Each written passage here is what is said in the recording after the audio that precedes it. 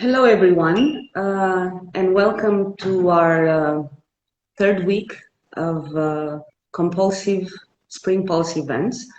I am your very nervous host, Ioana Mandrescu, and I will ask you to excuse me for a second because we seem to be experiencing some technical problems. No longer.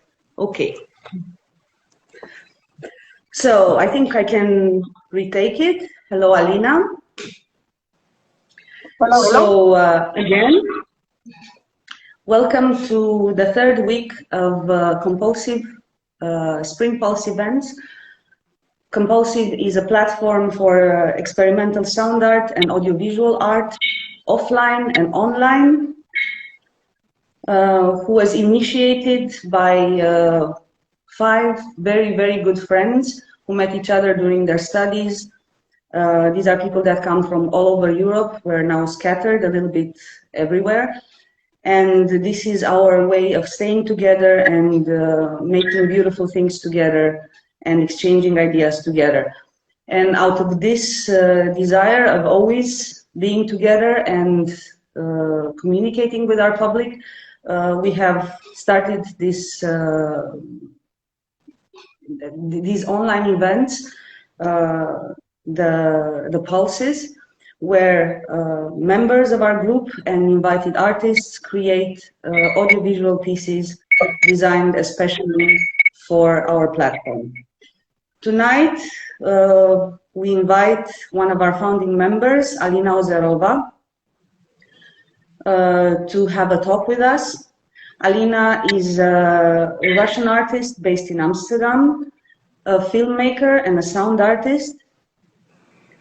And for the Spring Pulse, she created a beautiful piece in the format of a podcast,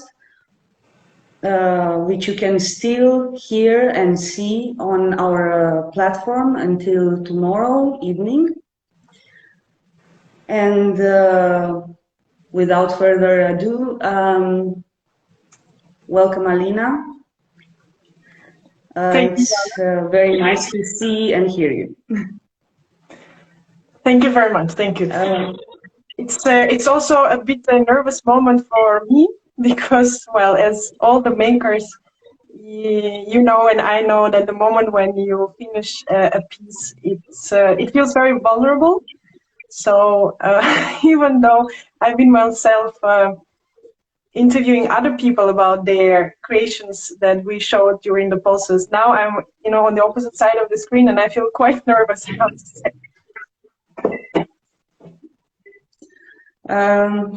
Yes, likewise, especially since I feel quite connected to the piece that you've presented, which is a very personal piece and a very intense one for that matter. But before we talk about what you have done for this pulse, I would like you to tell us a little bit about your trajectory, how you moved, or how you, Hello? How the film. Hello, you hear me? Yeah. How does a filmmaker decide to go into sound art? Not necessarily transition, because I know you still remain the filmmaker, but you got very involved in the world of sound art. So maybe you can talk a little bit about this. Yeah, I think before that, maybe even I should mention that previously in my other life, I was a sociologist. At least that was my education, and then I was working in market research. So the first transition, from that to audiovisual arts was quite drastic. And from film to sound, it was in a way a lot more natural. When I was still doing my art education in the Netherlands and had a Rietveld Academy, I mostly myself worked on the soundtracks of the films. And in a way, storytelling with sounds or with voices was always quite important to me. At least it had the same importance as a visual storytelling. And I also was doing a few sound-based performances at the time of my studies. And I remember I was graduating with 2 films, one documentary and one fiction, short films. And around the time, you know,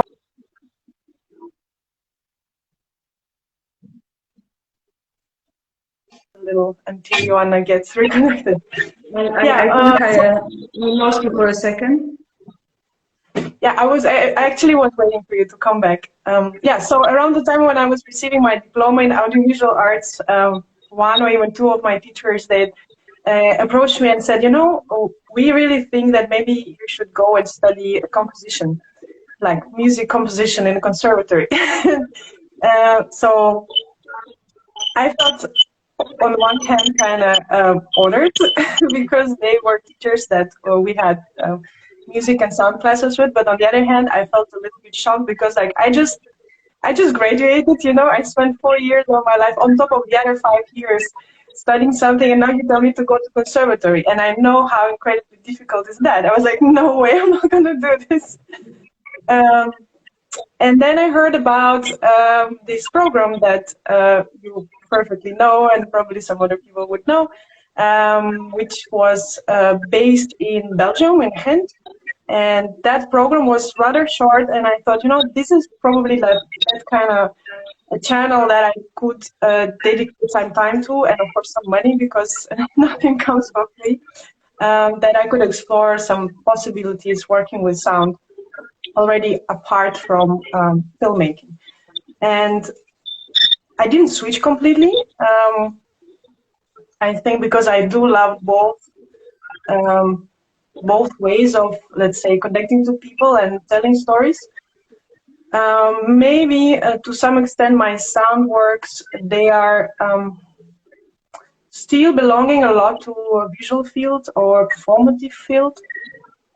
Because it's, you know, it's like when I was working on films or on documentary, sounds and soundtracks was very important. In the same way, when I work with the sound projects, visual sides well, very important. So I always bring a lot of props and costumes sometimes, and I do exercises and I try to involve people. In that way, I'm trying to tell through some of my sound projects that, guys, please don't close your eyes, because I find it a little bit, I understand this is also quite, let's say, a widespread approach, you know, to in order to be able to completely dissolve yourself in sound perception, you sort of need to cut off other feelings. But for me, that doesn't work in a way, like, you know, I want to still, even if I'm experiencing a concert or a sound piece, I still want to be able to use all my senses. So when I create some projects, I try still, you know, to enable other senses and tactility probably and visual sense. And yeah, that was long answer, Johanna. Right now, maybe it is a little bit hard to kind of position myself. I think I still work on the edge between the two media. And this podcast series that the current work is a part of, because of the format that we chose, that we're going to stream these works on YouTube, I think that also was, you know, shifting a little bit towards something that comes probably from pop culture, you know, all these educational, scientific, entertaining videos. So I call it a quasi-podcast series, but in fact, I'm borrowing a lot more from the YouTube visual culture, or like, you know, the voice presentation that people use.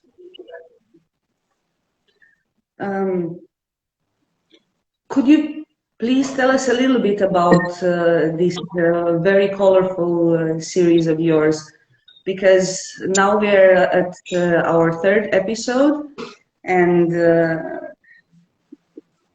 the first 2 episodes were rather they had a rather humoristic aspect connected to them.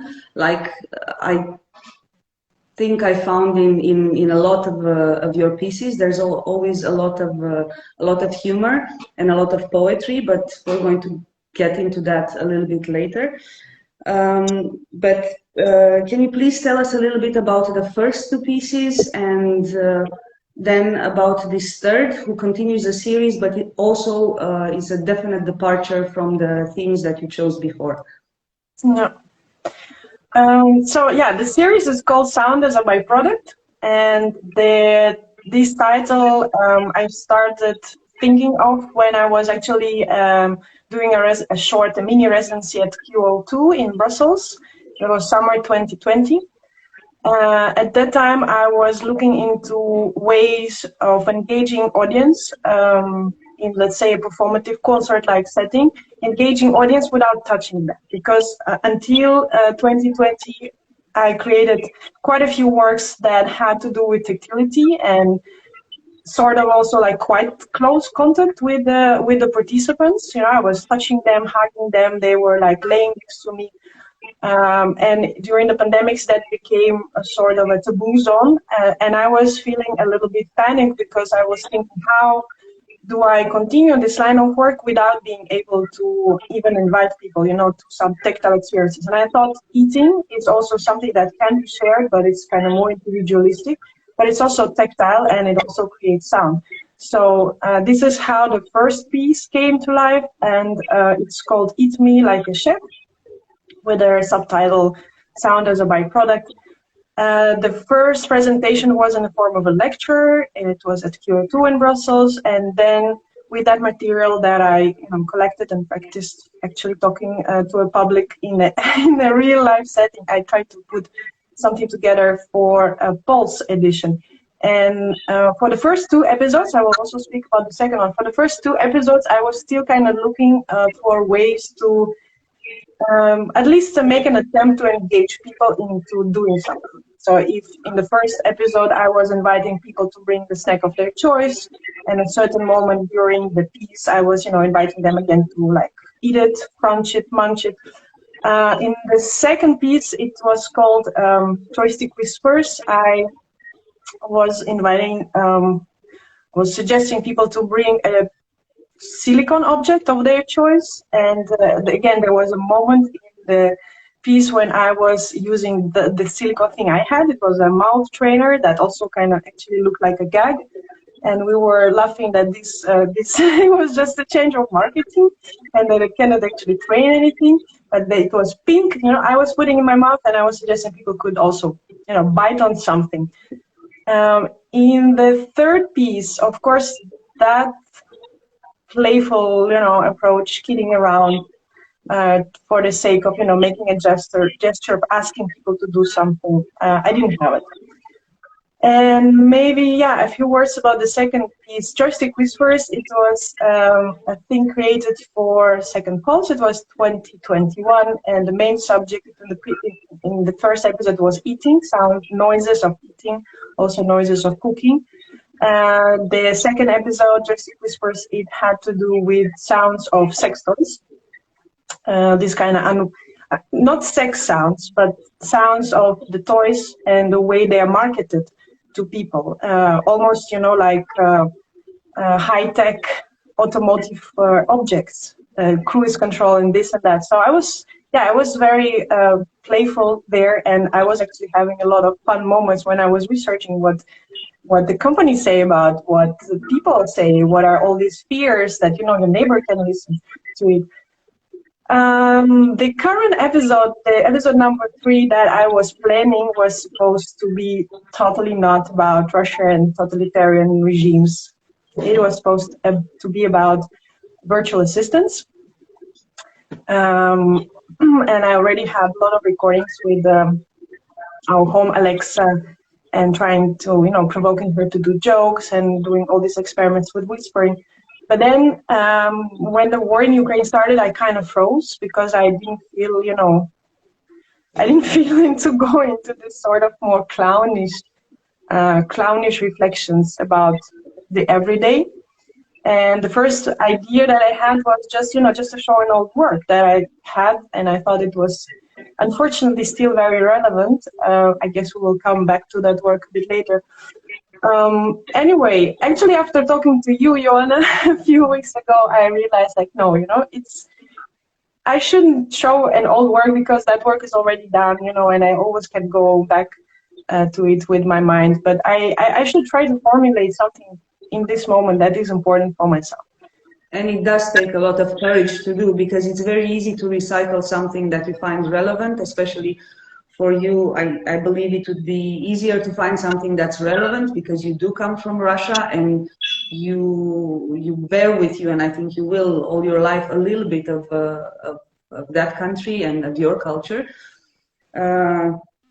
And I think it's a rather courageous act to do something now, and not recycle, and actually rather appropriate. It was definitely therapeutic in some way, although I kind of hate therapeutic works, but it was important to say something and actually to not think about the consequences, because I understand that, you know, our little program on YouTube that the piece is only available for 4 days, it's like, it's not a big deal, you know, I'm not going a prime time and I'm not risking anything. But in fact, for people around me that live with that kind of oppression and hidden or suppressed fear that they feel that is coming, you know, from the environment, saying things like this, it is still like, oh, you know, are you sure you are not endangering your family? Or like, are you sure that after that you will be able to go to Russia? And I mean, it sounds sort of, I'm not trying to overestimate the effect of it, you know, or like the power of my words, because unfortunately it's quite limited. But I have to think, and I have to talk to my parents if they mind, you know. And first they were like, but it's not going to be like on your website. I was like, well, you know, maybe not. And then we talked about the fact that whoever is listening, you know, to what is happening on internet in Russia is probably not really speaking English that well. So that would be like the first problem for people to understand what is being said. And the second argument was that it is much harder to search through a sound file, because you actually need to listen to it, while for the text you can just, you know, use some bots and algorithms, just look for the keywords. But with the sound file, I don't know, maybe that also already exists, but okay.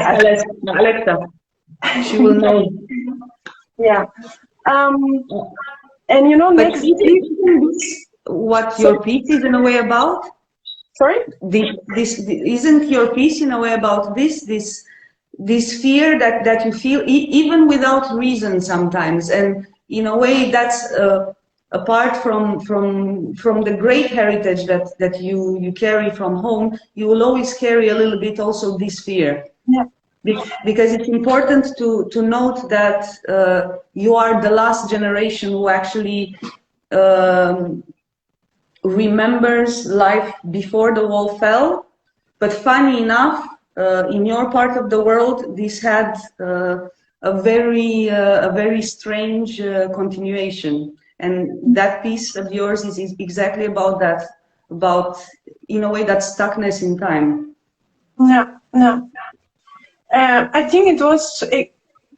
I totally agree on it, and that's why it was so important, you know, because self-censorship in very, very kind of mild ways, you know, that starts from very early. It starts already from the school, where you cannot, you know, it's not because, let's say, the school that I attended was so authoritarian. It's like, in my case, the teachers, they were still transitioning, you know, because they worked all their life during the Soviet Union, and suddenly they have these new words that they have no clue how to talk about. And the whole sections of, you know, literature program were just skipped because they could not, you know, like wrap their mind, like, oh, even if they read it themselves. Yeah. So, and I recognize that, of course, in myself. I recognize it in my friends, even in the friends that live for a long time already abroad, that suddenly they start freaking out. And then they recognize this fear and they try to kind of reflect on it and try to force them to not be afraid. But it is somewhere deep inside. I don't mean like we are afraid of it, yeah, but you know, you have to, like, first you think what can be the consequences, and then you say.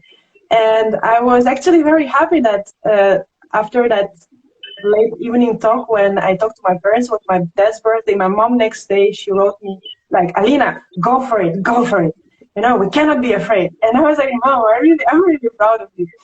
And previously, I had many times when my family was asking me, you know, not to write things or not to write them explicitly because they were not worried actually about themselves, but worried, you know, about me being able to go to Russia. And now, in the context of me having to renounce my nationality, that's even kind of more, you know, like, because what if it's somewhere there, you know, in some kind of file? But in this sense, it is exactly this, you know, this like internal, like kind of digestion of your inherited, not fear even like, but inherit. I would rather say this, you know, this kind of a very close attention and moderation of your own inner voice. This was important to overcome. Self-censorship. Yeah. Constant self-censorship. Yeah, yeah. Because that's what you're talking about in your piece, and I thought a lot about it. I'll get back to it in a moment. You are quoting, of course, in the end of the piece, Orwell's 1984, and what you're talking about is this constant eye that you have on you, that's watching you, that's been placed in you, and that might stay with you until the rest of your life, because Big Brother is really present everywhere. It has been built a little bit in your system, and it will always watch you. It will always censor you a little bit, and it's very difficult to go against it. Yeah, yeah. I think this, you know, this kind of general what if, it's something that I don't know how many generations it's gonna take to Wipe it out completely. Yeah, eliminate it from individual and social system. Because I also remember, you know, a few years ago, going to a small town, but very close to Moscow, to film something for my documentary, and people would refuse to, not even to talk to me. That I already didn't expect. You know, they would refuse to rent me like a hairdresser salon to record some interviews, because what if? Because we don't know what you're going to do here. And what if after something happens, and what if this goes on TV and this is ours? You know, it's like this kind of freezing feeling that lives in people that, you know, never do anything or talk about anything political. And that's kind of, that was making me very angry first when I was realizing it. And no, you know, no persuasion, no discussion cannot change it, because it's just like, you know, the door gets shut and that's it. But it's also very sad. And I was when I was kind of also mentally getting ready for this conversation, I remembered when I was growing up, I was still, you know, 8, 7, 5, 10 years old. We lived actually not that far from the Red Square. And the street that was leading into my street, it was called Leninsky Prospect. And the nearest square that that had a Leninskaya library next to it, that square was called Oktyabrskaya. It was not renamed in the aftermath of you know, the Soviet Union disintegration. And that on Oktyabr Square there was a giant monument to Lenin. That was the only monument to Lenin that was left there. Because all the other monuments to Lenin, Stalin, and Dzerzhinsky, they were laying next to my house in a special park. It was like a park of, I think there was even a documentary about this. And this is basically, you know, where my childhood walks with my mom and my younger brother happening. And you just walk there, it's snow, and here is a Stalin laying like this, and here's a Lenin standing like that, and here's a Dzerzhinsky, and their faces are covered with paint, because of course there was a moment when they were brought down, you know, kind of by population, by society. And they were laying there, you know. I always remember them kind of, it felt good to sort of see them taken down, but it also didn't feel very comfy because they were still there. You know, even if they were now horizontal, not vertical, they kind of, they weren't completely trashed, you know. They were kept in this little fallen statues. Outside museum. Yeah. Um, a question now that you've mentioned this, and maybe a little bit outside, but not necessarily your piece, because you're mentioning another very famous statue, maybe even more famous everywhere in your piece, the silent unknown soldier. But how do you feel now that that you're living abroad? How do you feel about these statues being there? How do you regret having seen them? Do you think it would have been better? You would have had less the sensation that someone is always watching if you wouldn't have had those statues around? Well, I would put this question back to you because since I live in Netherlands, of course they don't have this kind of statues. Although there is a cemetery, I think, for some Russian fallen soldiers from World War II. But for me, it was more very strange and uncanny to know that these statues are in the former Eastern Bloc countries, and some of them were trying to get rid of them, others were not. My first sort of conscious connection, mental connection with the symbol was when I looked through the family archive footage that my grandfather shot on 8mm camera. They were traveling through Hungary and at the time Czechoslovakia. That was in 1980. And it was family footage. Yeah, in the end they went to Balaton Lake and they were, swimming, enjoying. My mom was, flirting with guys, and her parents were like, making sure that not anybody gonna take her away, and because that used to happen, people used to run away and not return.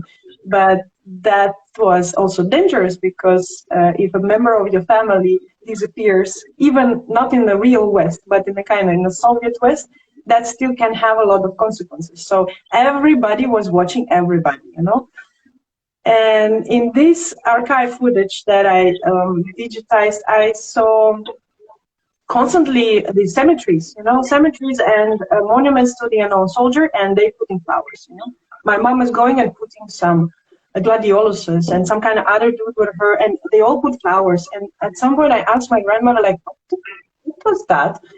And she explained to me that in order to get a permission for that kind of trip, because it was still exiting the Iron Curtain and going to this, the parts that were sort of socialistic, but they obviously lived much better. So it was dangerous to let your citizens travel there because they would, start asking questions like, why do they have shoes of, all colors and shapes, and we don't have any shoes because we're like, bigger country, we're so much greater.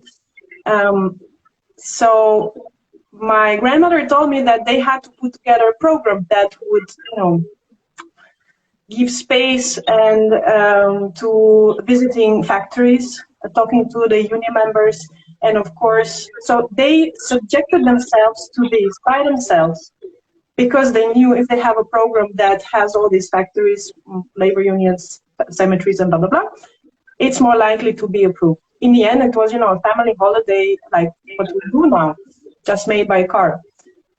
And that was the first time when I kind of visually noticed it, and I started thinking about this symbol, and of course I read things, and I was feeling a little bit intimidated by the fact that it remains. It's still a sign of the Red Army that was going through these territories, and that wasn't only once during World War II, that also, especially in Hungary and in Czechoslovakia, that happened also again, when there were national uprisings, when the Soviet army came back and extinguished them.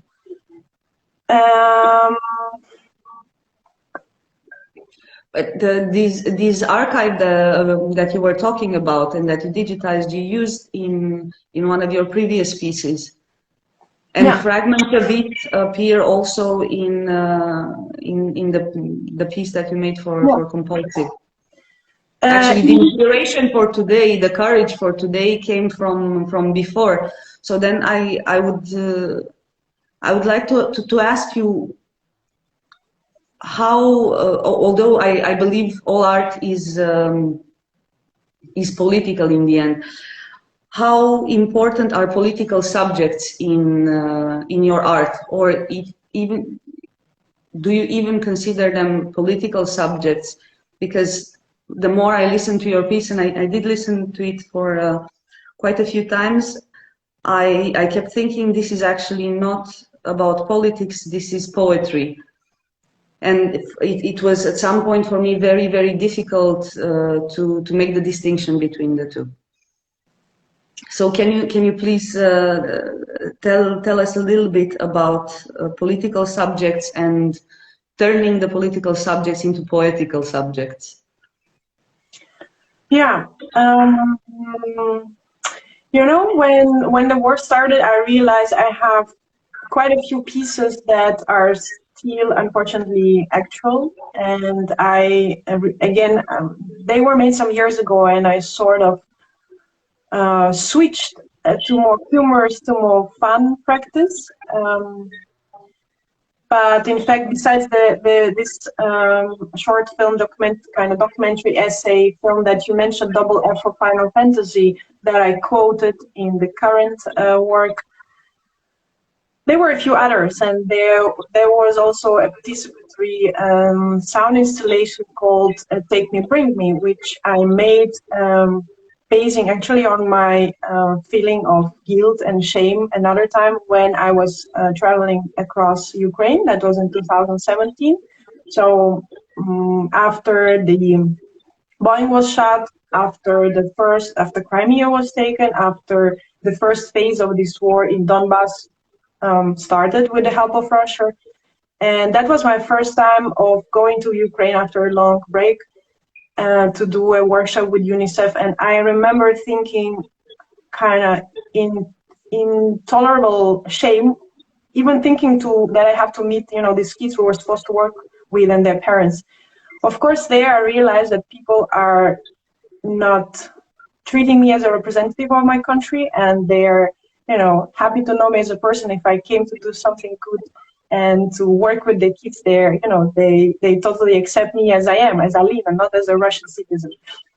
But that work, that is a one-on-one listening session, and the place where it happens is a military stretcher that I bought from NATO supplies in the Netherlands.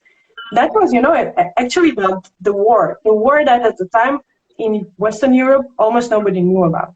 When I was presenting it in 2018, every second person, and I know them because almost every person I handled myself, every second person had no clue. Yeah, they heard something about Crimea, but they totally didn't know what's happening in Eastern Ukraine.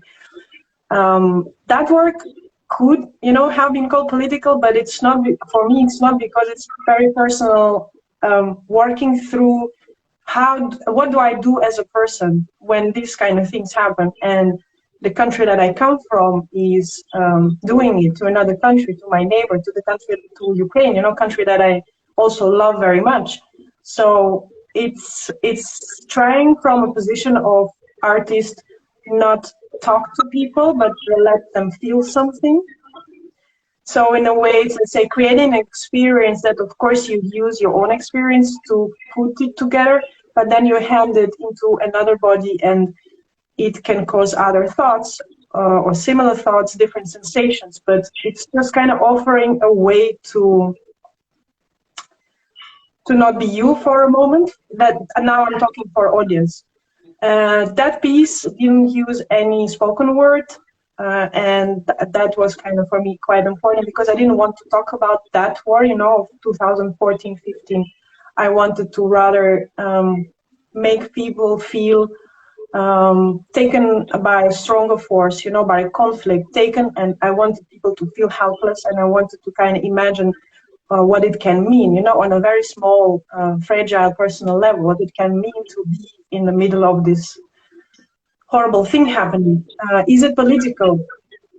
I'm not sure, but at the same time, when I was talking to people, just with the visitors, participants of the installation, I had to talk. Yeah, I had to talk about Russia and Ukraine, and I had to express what I think about it.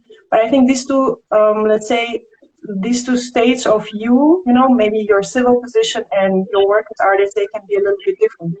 Because not always, let's say, you need to make an action or a manifesto. Sometimes you can just use other way that you you better work in. And maybe for me, it's something less, you call it poetical. I actually think that the origins of that are laying again in the major self-censorship, that it's not an invention of Soviet time, that the same thing was existed during the Russian Empire time.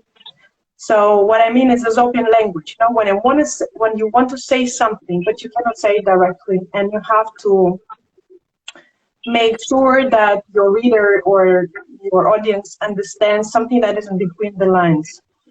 And I think that is a big trait of Russian literature, because the words are never just the words. They're also all these in between the line spaces that you have to feel. And for that, sometimes, you have to know things, because otherwise you won't read the connotations of what is meant. That maybe is this, let's say, this way of dealing with art, with media. It's probably not by choice. It's just, the way I was made in the 80s. The way you absorb everything from the films to, of course, the songs, the underground songs and the books that you read. And I also have other quotes in this piece that we're discussing that is being shown right now. I have quotes from Marvel superheroes. I have quotes from Captain America and from Spider-Man. I made sure that people know about it because I found it also a little bit funny. And actually, if I'm going too far away from the question, Jonna, also feel free to put me back in line. But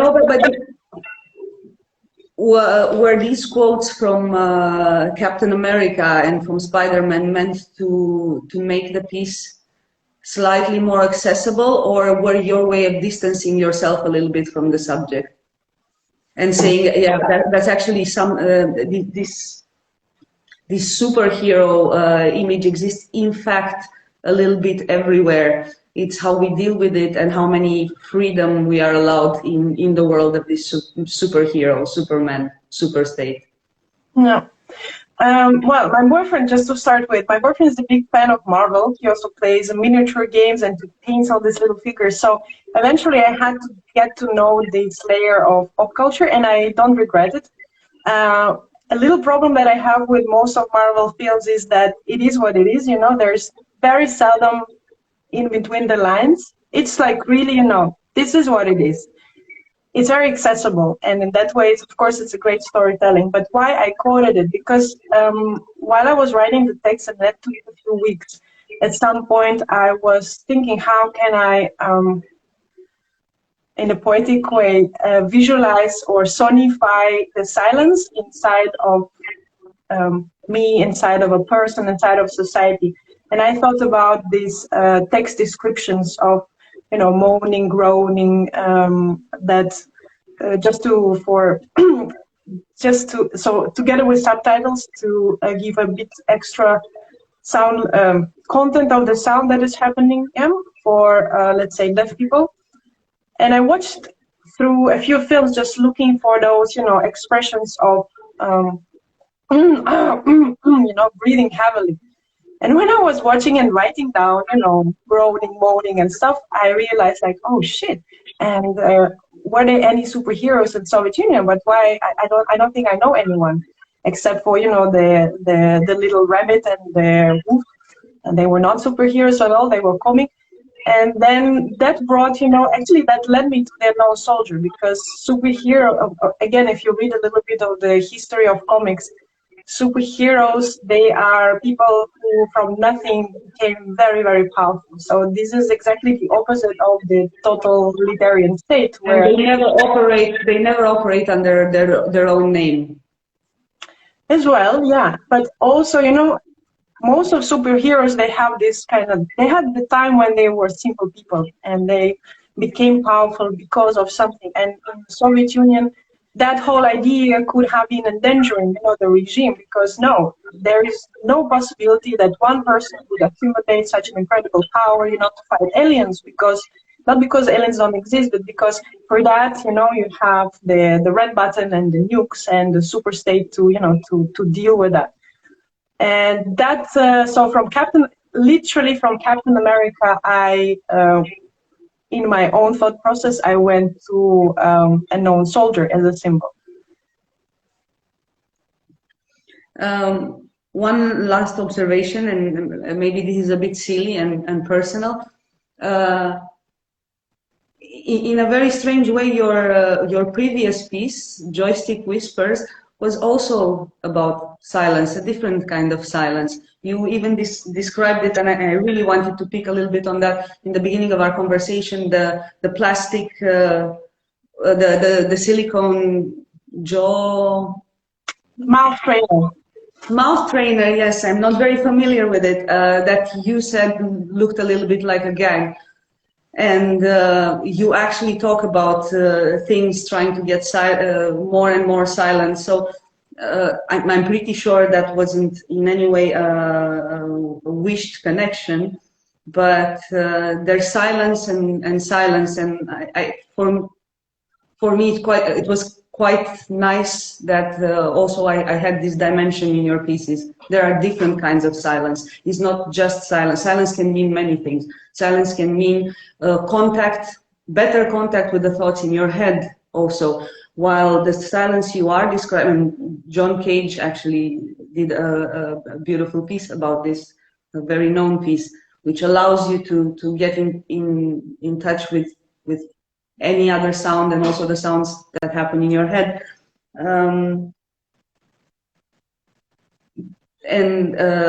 But this one talks about the absolute silence, the absence of thought, and I found it rather interesting. I'm pretty sure it was not wished, but so it happened. And probably there are other types of silences that we could talk about. Silence is not necessarily a terrible thing, but this piece is dark because it talks about the terrible silence.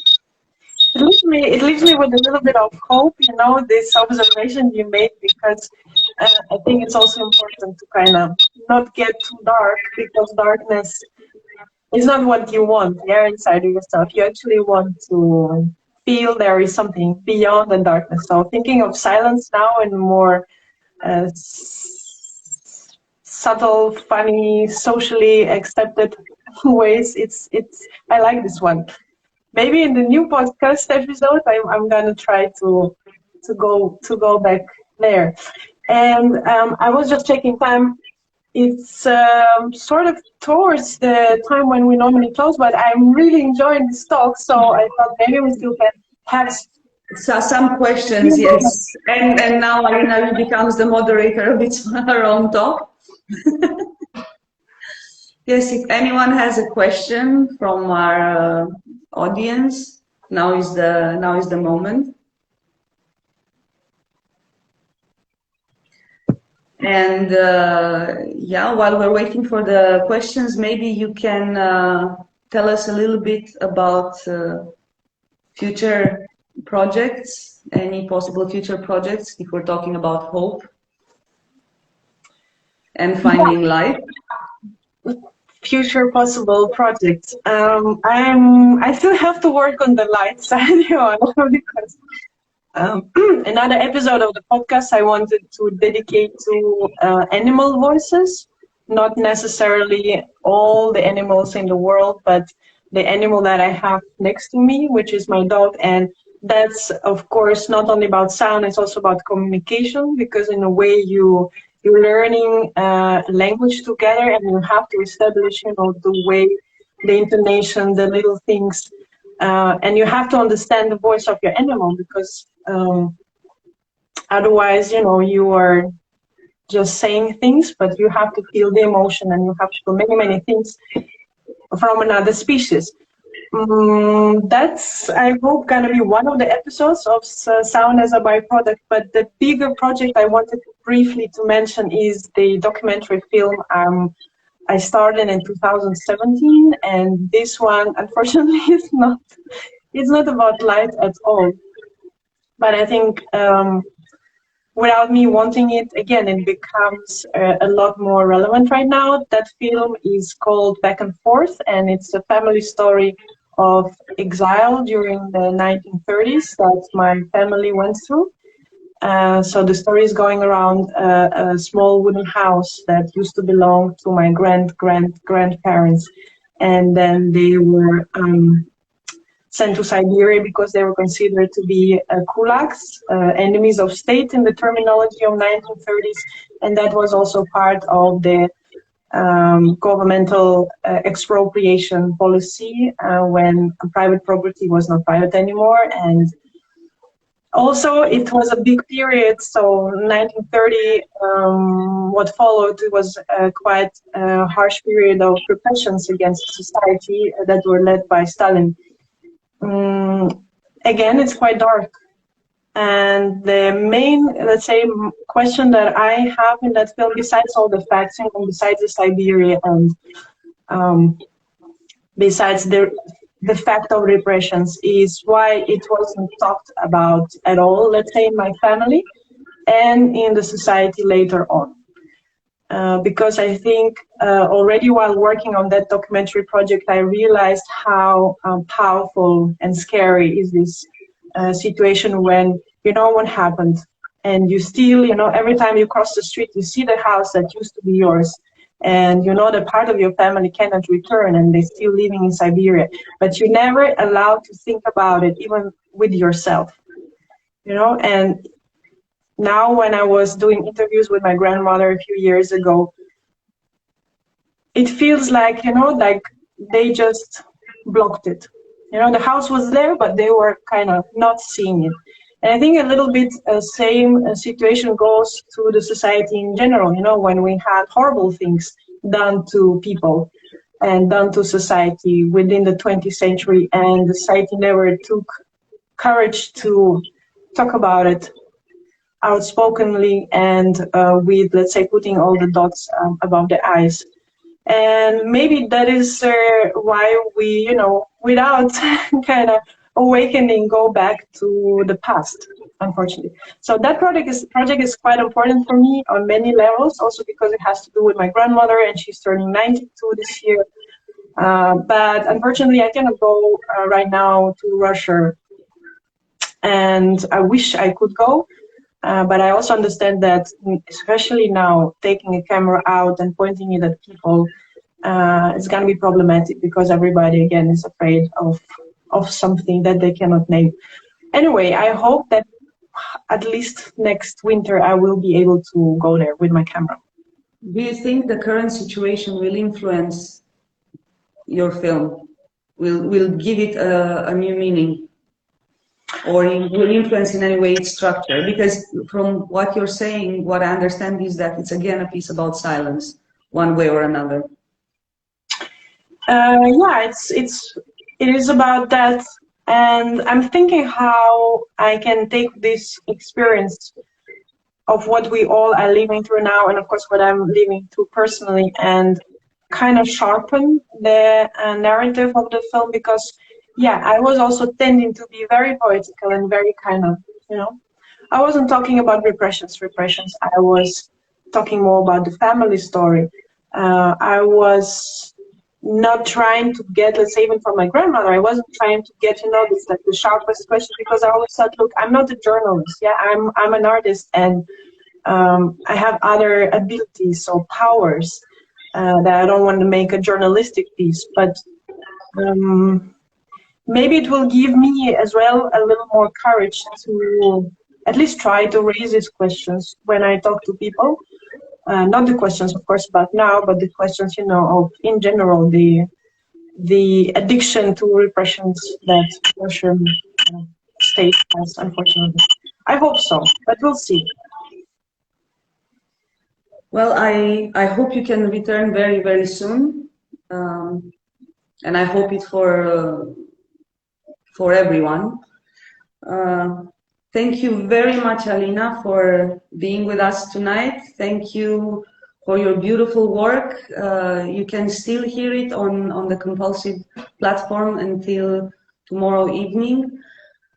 And I'm going to say goodbye to you now. Thank you very much, Fiona, for inviting, and also looking forward to the next guest that we will have coming week? Next week, we're going to, between the 7th and the 10th of April, we will be seeing and hearing a piece by Anne van der Star, one of our invited guests. And on the 9th of April at 7 o'clock, there will be a live artist talk, just like the one this week.